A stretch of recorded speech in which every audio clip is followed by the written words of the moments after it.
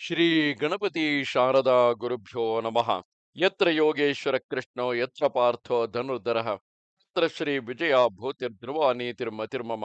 ಶ್ರೋತೃಗಳಿಗೆ ಶ್ರೀ ಅಳಸಿಂಗರಾಚಾರ್ಯ ವಿರಚಿತ ಶ್ರೀ ವ್ಯಾಸ ಮಹರ್ಷಿ ಪ್ರಣೀತ ಶ್ರೀಮನ್ ಮಹಾಭಾರತದ ಕರ್ಣ ಪರ್ವದಲ್ಲಿ ಕರ್ಣ ಪರಾಕ್ರಮ ವರ್ಣನವು ಎಂಬ 82ನೆಯ ಅಧ್ಯಾಯಕ್ಕೆ ಸ್ವಾಗತ. ಧೃತರಾಷ್ಟ್ರನು ಸಂಜಯನನ್ನು ಕುರಿತು, ಸಂಜಯ, ಭೀಮನಿಂದ ನಮ್ಮ ಸೈನ್ಯವು ಭಗ್ನವಾದ ಮೇಲೆ ದುರ್ಯೋಧನನು ಏನು ಹೇಳಿದನು? ಶಕುನಿ ಏನೆಂದನು? ಕರ್ಣನಾಗಲಿ ಕೃಪ ಅಶ್ವತ್ಥಾಮರಾಗಲಿ ನಮ್ಮ ಕಡೆಯ ಇತರ ಯೋಧರಾಗಲಿ ಹೇಳಿದುದೇನು? ಕೃತವರ್ಮನು ಏನೆಂದನು? ದುಶ್ಯಾಸನನು ಏನೆಂದನು? ಭೀಮನ ಪರಾಕ್ರಮವೇನೋ ಅತ್ಯದ್ಭುತವೆಂದು ತೋರುವುದು. ಅವನು ಏಕಾಕಿಯಾಗಿ ನಮ್ಮವರೆಲ್ಲರೊಡನೆ ಹೋರಾಡಿದನು. ಕರ್ಣನಾದರೂ ಯೋಧರೆಲ್ಲರ ಮುಂದೆ ಪ್ರತಿಜ್ಞೆ ಮಾಡಿದಂತೆ ನಡೆಸಿದನೆ. ಕೌರವರಿಗೆಲ್ಲ ಕರ್ಣನೇ ಸುಖಕ್ಕೂ ರಕ್ಷಣೆಗೂ ಗೌರವಕ್ಕೂ ಜೀವಿತಾಶೆಗೂ ಮುಖ್ಯಾಧಾರನು. ಆತನು ಯುದ್ಧದಲ್ಲಿ ಮಾಡಿದುದೇನು? ನನ್ನ ಮಕ್ಕಳಾಗಲಿ ಮಹಾರಥರಾದ ಇತರ ರಾಜರಾಗಲಿ ಮಾಡಿದ ಕಾರ್ಯಗಳೇನು? ಇವನ್ನೆಲ್ಲ ನನಗೆ ತಿಳಿಸಬೇಕು ಎಂದನು. ಅದಕ್ಕೆ ಆ ಸಂಜಯನು, ರಾಜೇಂದ್ರ, ಅಪರಾಹ್ನ ಸಮಯಕ್ಕೆ ಕರ್ಣನು ಭೀಮನು ನೋಡುತ್ತಿರುವಾಗಲೇ ಸೋಮಕರನ್ನೆಲ್ಲ ಬಹಳ ಮಟ್ಟಿಗೆ ಕೊಂದನು. ಭೀಮನು ಹಾಗೆಯೇ ಕೌರವ ಸೈನ್ಯವನ್ನು ಧ್ವಂಸ ಮಾಡಿದನು. ಕೌರವ ಸೈನ್ಯವು ಭೀಮನಿಗೆ ಹೆದರಿ ಓಡುತ್ತಿರುವುದನ್ನು ಕಂಡು ಕರ್ಣನು ಶಲ್ಯನನ್ನು ಕುರಿತು ಪಾಂಚಾಲರಿರುವ ಕಡೆಗೆ ರಥವನ್ನು ಬಿಡುವಂತೆ ಹೇಳಿದನು. ಅದರಂತೆ ಶಲ್ಯನು ಛೇದಿ, ಕರುಷ, ಪಾಂಚಾಲರೆಲ್ಲ ಸೇರಿದ್ದ ಕಡೆಗೆ ರಥವನ್ನು ತಂದನು. ಪಾಂಚಾಲರ ರಥಗಳು ಎಲ್ಲೆಲ್ಲಿ ಇದ್ದವೋ ಅಲ್ಲಿಗೆಲ್ಲ ಶಲ್ಯನು ಕರ್ಣ ರಥವನ್ನು ತಂದು ಅವರಿಗೆದಿರಾಗಿ ನಿಲ್ಲಿಸಿದನು. ಈ ರಥವನ್ನು ಕಂಡಾಗಲೇ ಪಾಂಚಾಲಾದಿಗಳಿಗೆಲ್ಲ ಭೀತಿ ಹುಟ್ಟಿತು. ಕರ್ಣನ ರಥಧ್ವನಿಯು ಸಿಡಿಲಿನಂತೆಯೂ ಪರ್ವತ ಭೇದನದಿಂದ ಉಂಟಾದ ಧ್ವನಿಯಂತೆಯೂ ಕೇಳಿಸಿತು. ಕರ್ಣನು ಆಕರ್ಣಾಂತವಾಗಿ ಸೆಳೆದ 100 ಬಾಣಗಳಿಂದ ಪಾಂಡವ ಸೈನ್ಯವನ್ನು ಅಸಂಖ್ಯಾತವಾಗಿ ಕೊಲ್ಲುತ್ತಾ ಬಂದನು. ಆಗ ಪಾಂಡವರೆಲ್ಲರೂ ಧನುರ್ಧಾರಿಗಳಾಗಿ ಬಂದು ಅವನನ್ನು ಮುತ್ತಿದರು. ಶಿಖಂಡಿ, ಭೀಮನು, ದೃಷ್ಟದ್ಯುಮ್ನನು, ನಕುಲ ಸಹದೇವರು, ದ್ರೌಪದಿ ಪುತ್ರರು, ಸಾತ್ಯಕಿ ಇವರೆಲ್ಲರೂ ಒಂದಾಗಿ ಕರ್ಣನನ್ನು ಮುತ್ತಿಕೊಂಡರು. ಸಾತ್ಯಕಿಯು 20 ಬಾಣಗಳಿಂದ ಕರ್ಣನನ್ನು ಮೊಳಕೈ ಮೇಲೆ ಹೊಡೆದನು. ಶಿಖಂಡಿಯು 25 ಬಾಣಗಳನ್ನು, ದೃಷ್ಟದ್ಯುಮ್ನನು 7 ಬಾಣಗಳನ್ನು, ಉಪಪಾಂಡವರು 60 ಬಾಣಗಳನ್ನು, ಸಹದೇವನು 7 ಬಾಣಗಳನ್ನು, ನಕುಲನು 100 ಬಾಣಗಳನ್ನು ಕರ್ಣನ ಮೇಲೆ ಬಿಟ್ಟರು. ಭೀಮನು 90 ಬಾಣಗಳನ್ನು ಕರ್ಣನ ಮೊಳಕೈಗೆ ಹೊಡೆದನು. ಕರ್ಣನು ನಗುತ್ತಲೇ ಬಿಲ್ಲನ್ನೆತ್ತಿಕೊಂಡು ಪ್ರತಿ ಬಾಣಗಳಿಂದ ಆ ಬಾಣಗಳನ್ನೆಲ್ಲ ತುಂಡರಿಸುತ್ತಾ ಬಂದನು. ಭೀಮನ ಒಂದೊಂದು ಬಾಣವನ್ನು 5 ಬಾಣಗಳಿಂದ ಕತ್ತರಿಸಿದನು. ಸಾತ್ವಿಕೆಯ ಬಿಲ್ಲನ್ನು, ಧ್ವಜವನ್ನು ಮುರಿದುದಲ್ಲದೆ ಅವನನ್ನು 9 ಬಾಣಗಳಿಂದ ಎದೆಯ ಮೇಲೆ ಹೊಡೆದು ನೋಯಿಸಿದನು. 30 ಬಾಣಗಳಿಂದ ಭೀಮನನ್ನು ಪ್ರಹರಿಸಿದನು. ಒಂದು ಭಲ್ಲದಿಂದ ಸಹದೇವನ ಧ್ವಜವನ್ನು ಮುರಿದು ಅವನ ಸಾರಥಿಯನ್ನು 3 ಬಾಣಗಳಿಂದ ಕೊಂದನು. ಉಪಪಾಂಡವರನ್ನು ವಿರಥರನ್ನಾಗಿ ಮಾಡಿದನು. ಎವೆ ಹಾರಿಸುವಷ್ಟು ಹೊತ್ತಿನಲ್ಲಿ ಕರ್ಣನು ಇಷ್ಟು ಕೆಲಸವನ್ನು ಮಾಡಿದುದು ಆಶ್ಚರ್ಯಕರವಾಗಿದ್ದಿತು. ಹೀಗೆ ಅವನು ಎಲ್ಲ ಮಹಾರಥರನ್ನು ಹಿಂಜರಿಯುವಂತೆ ಮಾಡಿ ಪಾಂಚಾಲರನ್ನು, ಛೇದಿಗಳನ್ನು ಎದುರಿಸಿ ಹೊಡೆದನು. ಕರ್ಣನಿಂದ ಕೊಲೆಗೀಡಾಗುತ್ತಿದ್ದ ಛೇದಿಗಳನ್ನು ಮತ್ಸ್ಯರು ಮ- ಕರ್ಣನಿಂದ ಕೊಲೆಗೀಡಾಗುತ್ತಿದ್ದ ಛೇದಿಗಳನ್ನು ಮತ್ಸ್ಯರು ಕರ್ಣನೊಬ್ಬನನ್ನೇ ಬಾಣಗಳಿಂದ ಹೊಡೆದರು. ಕರ್ಣನು ಅವರನ್ನು ಬಾಣಗಳಿಂದ ಪ್ರಹರಿಸಿದನು. ಕೊನೆಗೆ ಅವರು ಕರ್ಣನ ಪ್ರಹಾರಗಳನ್ನು ತಡೆಯಲಾರದೆ ಸಿಂಹವನ್ನು ಕಂಡ ಮೃಗಗಳಂತೆ ಓಡಿಬಿಟ್ಟರು.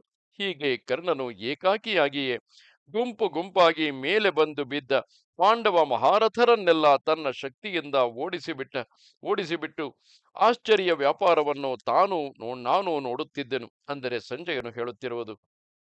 ಕರ್ಣನ ಹಸ್ತಲಾಘವವನ್ನು ಕಂಡು ಎಲ್ಲ ದೇವತೆಗಳು, ಸಿದ್ಧ ಚಾರಣರು ಅವನನ್ನು ಪ್ರಶಂಸಿಸಿದರು.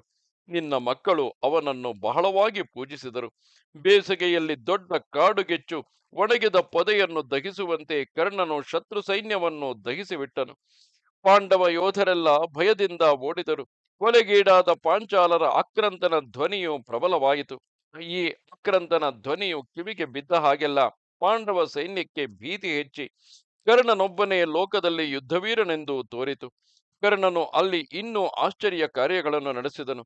ಆಗ ಪಾಂಡವರಿಗೆ ಕರ್ಣನನ್ನು ಇದಿರಾಗಿ ನಿಂತು ನೋಡುವುದಕ್ಕೂ ಸಾಮರ್ಥ್ಯವಿಲ್ಲದಂತಾಯಿತು. ಜಲಪ್ರವಾಹವು ಪರ್ವತಕ್ಕೆ ಇದಿರಾದಾಗ ಚಿನ್ನ ಭಿನ್ನವಾಗಿ ಒಡೆದು ಹೋಗುವಂತೆ ಕರ್ಣನಿಗೆ ಇದಿರಾದ ಪಾಂಡವ ಸೈನ್ಯವು ಕದಲಿ ಹೋಯಿತು. ಕರ್ಣನು ಆಗ ಹೊಗೆಯಿಲ್ಲದ ಬೆಂಕಿಯಂತೆ ಕಾಣಿಸುತ್ತಾ ಶತ್ರು ಸೈನ್ಯವನ್ನು ದಹಿಸುತ್ತಿದ್ದನು. ಅವನು ಅನೇಕ ವೀರರ ತಲೆ, ತೋಳು, ಕುಂಡಲಾಲಂಕೃತಗಳಾದ ಕಿವಿಗಳು ಇವನ್ನೆಲ್ಲ ಬಾಣಗಳಿಂದ ತುಂಡಾಗಿಸಿದನು. ದಂತದ ಹಿಡಿಯುಳ್ಳ ಕತ್ತಿಗಳು, ಧ್ವಜಗಳು, ಶಕ್ತ್ಯಾಯುಧಗಳು, ಆನೆ, ಕುದುರೆಗಳು, ವಿಚಿತ್ರ ರಥಗಳು, ಪತಾಕೆಗಳು, ಬೀಸಣಿಗೆಗಳು, ನೊಗ, ಹಗ್ಗ, ಚಕ್ರ ಮೊದಲಾದ ರಥೋಪಕರಣಗಳು ಇವನ್ನೆಲ್ಲ ಕರ್ಣನು ಬಾಣಗಳಿಂದ ಪುಡಿ ಪುಡಿ ಮಾಡಿದನು. ಆಗ ಕರ್ಣನು ಕೊಂದು ಕೆಡಕಿದ ಆನೆ ಕುದುರೆಗಳ ದೇಹದಿಂದಲೂ, ರಕ್ತ ಮಾಂಸಗಳ ಕೆಸರಿನಿಂದಲೂ, ಕಾಲಾಳುಗಳ ಮೃತದೇಹದಿಂದಲೂ, ರಥ ಗಜಗಳಿಂದಲೂ ನೆಲವೇ ತಿಳಿಯದಂತೆ ಭೂಮಿಯೆಲ್ಲ ಹಳ್ಳ ತಿಟ್ಟಾಗಿ ಸಂಚಾರಕ್ಕೂ ಅವಕಾಶವಿಲ್ಲದಂತಾಯಿತು. ಕರ್ಣಾಸ್ತ್ರ ಪ್ರಭಾವದಿಂದ ಭಯಂಕರವಾದ ಕತ್ತಲೆಯುಂಟಾಗಿ ಯೋಧರಲ್ಲಿ ತಮ್ಮವರಾರು ಶತ್ರುಗಳಾರು ಎಂದು ತಿಳಿಯುವುದೇ ಕಷ್ಟವಾಯಿತು. ಕರ್ಣನ ಬಾಣಗಳಿಂದ ಪಾಂಡವ ಸೈನ್ಯವೆಲ್ಲ ಮರೆಸಿ ಹೋಯಿತು. ಪಾಂಡವ ಪಕ್ಷದಲ್ಲಿ ಮಹಾರಥರು ಎಷ್ಟೆಷ್ಟೋ ಪ್ರಯತ್ನ ಮಾಡಿದರು. ಕರ್ಣನ ಮುಂದೆ ನಿಲ್ಲಲಾರದೆ ಚದರಿ ಹೋದರು. ಸಿಂಹವು ಮೃಗಗಳ ಹಿಂಡನ್ನು ಅಟ್ಟುವಂತೆ ಕರ್ಣನು ಪಾಂಚಾಲರನ್ನು ಅಟ್ಟಿಬಿಟ್ಟನು. ತೋಳವು ಪಶುಗಳ ಹಿಂಡನ್ನು ಹೇಗೋ ಹಾಗೆ ಕರ್ಣನು ಶತ್ರು ಯೋಧರನ್ನೆಲ್ಲ ಹೊಡೆದೋಡಿಸಿದನು. ಹೀಗೆ ಪಾಂಡವ ಸೈನ್ಯವು ಪಲಾಯನ ಮಾಡಿದುದನ್ನು ನೋಡಿ ನಿನ್ನ ಕಡೆಯವರು ಸಂತೋಷದಿಂದ ಆರ್ಭಟಿಸುತ್ತಾ ಧನುರ್ಧಾರಿಗಳಾಗಿ ಮುಂದೆ ಬಂದರು. ದುರ್ಯೋಧನನು ಸಂತೋಷದಿಂದ ಎಲ್ಲಾ ಕಡೆಯೂ ಜಯವಾದ್ಯಗಳನ್ನು ನುಡಿಸುವಂತೆ ಆಜ್ಞೆ ಮಾಡಿದನು. ಇದನ್ನು ಕೇಳಿ ಪಾಂಚಾಲರಿಗೆ ತಿರುಗಿ ರೋಷವು ಹುಟ್ಟಿತು. ಅವರು ಆಗ ತಾವು ಸಾಯುವುದೊಂದು ಅಥವಾ ಶತ್ರುಗಳನ್ನು ಕೊಲ್ಲುವುದೊಂದು ಇವೆರಡನ್ನೇ ನಿರ್ಧರಿಸಿ ಹಿಂತಿರುಗಿ ಯುದ್ಧಕ್ಕೆ ಬಂದರು. ಆಗಲೂ ಕರ್ಣನು ಅವರನ್ನು ನಾನಾ ವಿಧದಲ್ಲಿ ಸೋಲಿಸಿ ಚದರಿಸಿದನು. ಆಗ ಕರ್ಣನು ಪಾಂಚಾಲರಲ್ಲಿ 20 ಮಂದಿ ರಥಿಕರನ್ನು ಕೊಂದನು. 100ಕ್ಕೆ ಮೇಲೆ ಛೇದಿಗಳನ್ನು ಧ್ವಂಸ ಮಾಡಿದನು. ಶತ್ರು ಸೈನ್ಯದ ಗಜ ತುರಗ ರಥಗಳನ್ನೆಲ್ಲ ಮೇಲೇರಿ ಯುದ್ಧ ಮಾಡತಕ್ಕ ಯೋಧರಿಲ್ಲದಂತೆ ಶೂನ್ಯ ಮಾಡಿದನು. ಕಾಲಾಳುಗಳನ್ನು ಓಡಿಸಿದನು. ಆಗ ಸೂತಪುತ್ರನು ಮಧ್ಯಾಹ್ನ ಸೂರ್ಯನಂತೆಯೂ ಕಾಲಾಂತಕನಂತೆಯೂ ಶತ್ರುಗಳಿಗೆ ದುರ್ನಿರೀಕ್ಷನಾದನು. ಹೀಗೆ ಕರ್ಣನು ಕಾಲನು ಭೂತಗಣಗಳನ್ನೆಲ್ಲ ಕೊಲ್ಲುವಂತೆ ಚತುರಂಗಗಳನ್ನೆಲ್ಲ ಸೇರಿಸಿ ಚತುರಂಗಗಳನ್ನೆಲ್ಲ ತೀರಿಸಿ ತಾನೇ ತಾನಾಗಿ ಶೋಭಿಸುತ್ತಿದ್ದನು. ಆತನೊಬ್ಬನೇ ಅನೇಕ ಸೋಮಕರನ್ನು ಕೊಂದನು. ಆಗ ಪಾಂಚಾಲರು ತೋರಿಸಿದ ಪರಾಕ್ರಮವು ನೋಡುವವರಿಗೆ ಆಶ್ಚರ್ಯಕರವಾಗಿದ್ದಿತು. ದೊಡ್ಡ ಕೊಲೆಗೀಡಾದರೂ ಅವರು ಕರ್ಣನನ್ನು ಬಿಡದೆ ಸುತ್ತಿ ಮುತ್ತಿ ಹೊಡೆಯುತ್ತಿದ್ದರು. ದುರ್ಯೋಧನನು, ದುಶ್ಯಾಸನನು, ಕೃಪ, ಕೃತವರ್ಮ, ಅಶ್ವತ್ಥಾಮರು, ಆ, ಶಕುನಿ ಇವರೆಲ್ಲರೂ ಕರ್ಣನೊಡನೆ ಸೇರಿ ಪಾಂಡವ ಸೈನ್ಯವನ್ನು 100,000 ಲೆಕ್ಕದಿಂದ ಕೊಂದು ಕೆಡಹುತ್ತಿದ್ದರು.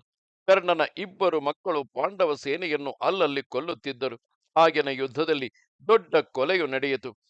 ತಲಾಗಿ ಪಾಂಡವ ಪಕ್ಷದಲ್ಲಿ ಕೂಡ ದೃಷ್ಟದ್ಯುಮ್ನನು, ಶಿಖಂಡಿಯು, ಉಪಪಾಂಡವರು ಸೇರಿ ನಿನ್ನ ಕಡೆಯವರಲ್ಲಿ ಅನೇಕರನ್ನು ಕೊಂದರು. ಹೀಗೆ ನಿನ್ನವರಿಗೂ ಪಾಂಡವರಿಗೂ ನಡೆದ ಯುದ್ಧದಲ್ಲಿ ಕರ್ಣನಿಂದ ಪಾಂಡವ ಪಕ್ಷದಲ್ಲಿಯೂ ಭೀಮನಿಂದ ನಿನ್ನವರಲ್ಲಿಯೂ ಪ್ರಬಲ ನಾಶ ಉಂಟಾಯಿತು. ಇದು 82ನೆಯ ಅಧ್ಯಾಯವು. ನಮಸ್ತೆ ಶಾರದೆ ದೇವಿ, ಕಾಶ್ಮೀರ ಪುರವಾಸಿನಿ, ತ್ವಾಮಹಂ ಪ್ರಾರ್ಥಯೇ ನಿತ್ಯಂ, ವಿದ್ಯಾದಾನಂಚ ದೇಹಿಮೆ. ನಮಸ್ಕಾರ.